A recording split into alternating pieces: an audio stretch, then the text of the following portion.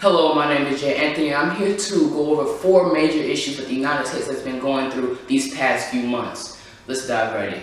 The first one I would like to go through is the NFL knee controversy. The issue I have with this controversy is that different sides from areas are despising these NFL players using their First Amendment right, their freedom to express themselves. They're not hurting anybody physically.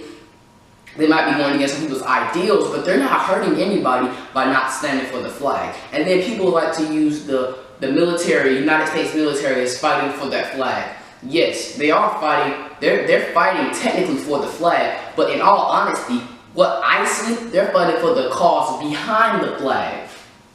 They're fighting for the people in the United States. They're fighting for your constitutional rights, the First Amendment, Second Amendment, Third Amendment, Fourth Amendment, Fifth Amendment, and so on. They're fighting for your Bill of Rights. They're fighting for your right to stay here. They're fighting for your place in the United States. And it really upsets me when people like to say that the United States military is fighting for so and so. They're fighting for this flag. No, they're fighting so that to preserve the United States' safety. They're there to fight for what we believe in, what the United States believes in. The United States is supposed to be the land of the free and the home of the brave, but we're not showing that. That title is obsolete right now. So what we need to do is band together. If you disagree with what they do, what the people are doing, then just leave it be. Just turn the other cheek about it. Don't worry about it. Go about your life. If you do agree, do what you do to agree with it. Okay? Then now the second one.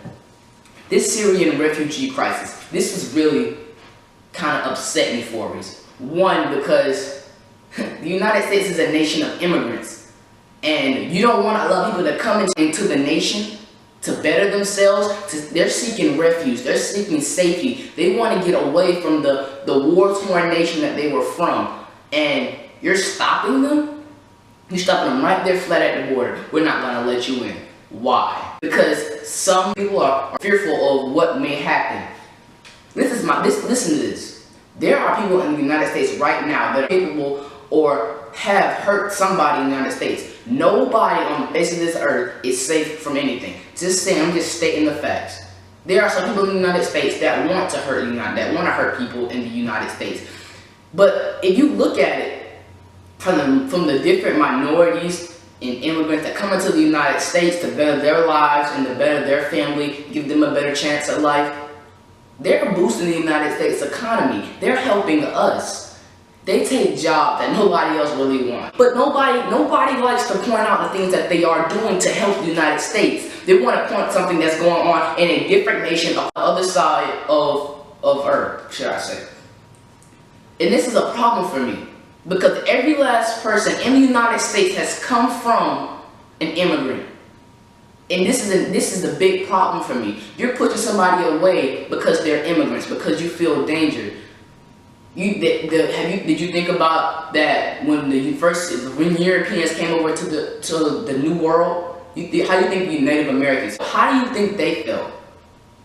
They didn't feel good. They were like, you know what they did? They opened them with welcome arms. This is what we should be doing. We should be welcoming the Syrian refugees with open arms. They're trying to get away from ISIS. They're trying to get away from the government forces of Al-Assad. Away from government forces Al-Assad had. They're trying to get away from ISIS. They're trying to get away from rebel groups. There are so many different factors that these people are going through, and we're not considering that they're coming to the United States to seek safety. They don't want to wreak havoc. Jordan, a very small nation, much smaller than the state of California, is taking in more refugees than Europe, than the United States. And this is an issue. We are the most powerful, the most influential nation on the face of this earth, and we won't open our arms to help these people. Why? We need to help these people. Number 3, the third issue I want to go over is this North Korean missile crisis, if you may say.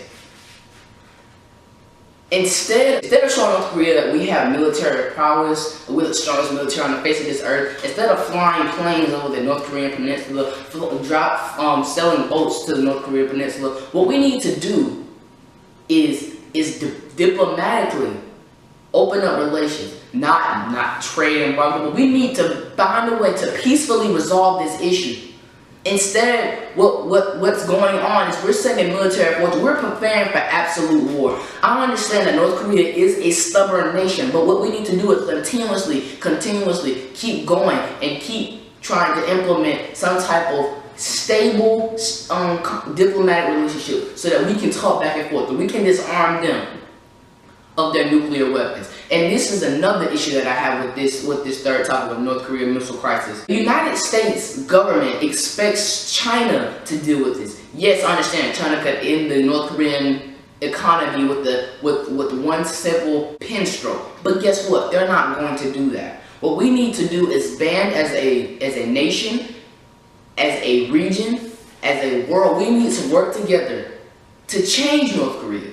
Maybe not their absolute ideas, not their culture, but we need to have them in a position where they are open to diplomatic relations. But we're not doing that. What we're doing is escalating the issue by sending military forces over there. Yes, the North Korea doesn't even need internet to know that the United States is the most powerful and most influential nation on the face of this earth.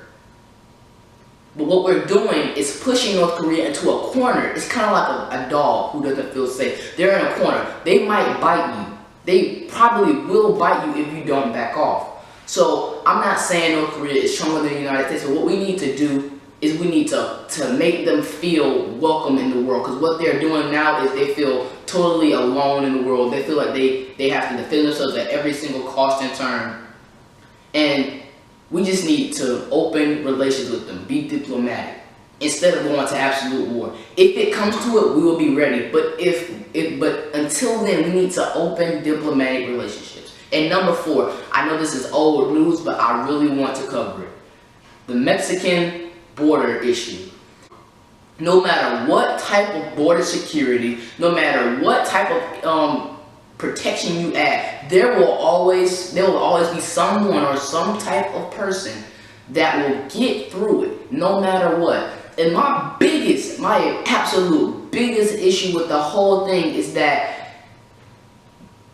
people trying to come over the border for a reason. And they're coming over here to help them. They're trying to build their family up. They're trying to get their family in a position where they can live the so-called American dream by ascending. They think they can get a job. They want to keep building up their money until they get to where they need to be. But what we're doing is tearing them down.